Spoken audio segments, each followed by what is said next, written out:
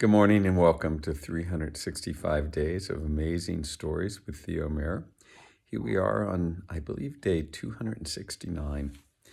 And I'm going to start a rather gruesome tale in a certain way called Bluebeard.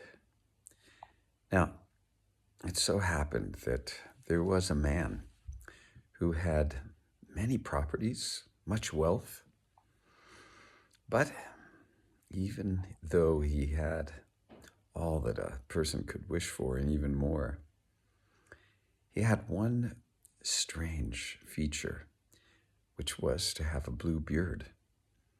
And this made him so undesirable to so many that, in fact, people considered him ugly.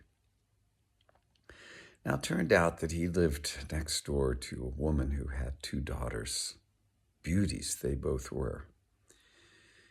And he wished to have one of them as a wife and let the mother know that it was up to her and her choice which he could have.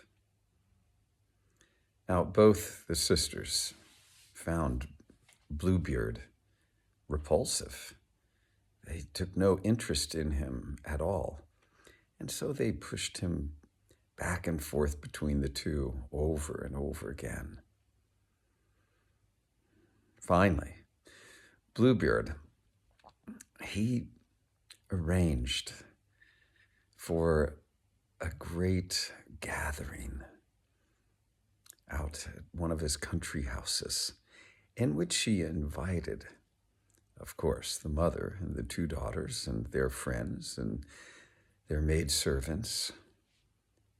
And over the course of a number of days, they celebrated and enjoyed each other's companies to the point where they would not even go to bed at night, rallying in each other's conversations and mirth. At the end of this time, the younger daughter thought, why not? I shall marry him. And when they returned, their wedding was consummated very, very quickly. Now, the two of them lived together for some time until Bluebeard let her know that he needed to go off to another land to do some business that was very important to get done as quickly as he could. Well, before he left, he let her know that she was free to roam through their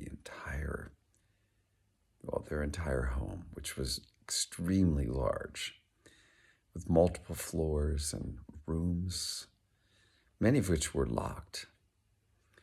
And he gave her his ring of keys and let her know that she could take these keys and open every one of the rooms and see what lay inside, save one. One key in one room she was to leave unopened. She was not to use that key to open a room that lay beneath all the others, down a cold, dark passageway.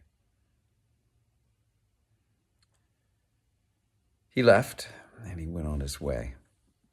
And she invited many of her friends over to explore the rooms that he had allowed her to explore. Now, the friends had not wished to come over while he was still there, and so his absence made it easy for them to come over and explore. And so they did. They went from room to room, opening them up. And each room had within it such beautiful things, all decorated with fine furniture and tapestries. One after the other, they were incredible. And as all this was going on, all the rooms having been opened that could be opened, Bluebeard's bride began to think about that one room that she could not open. And she thought, I must see what's within there. Her curiosity just began to get the best of her.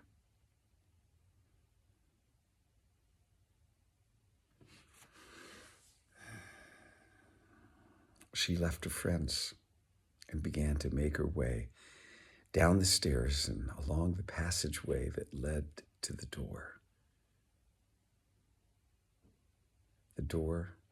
of which the forbidden key opened.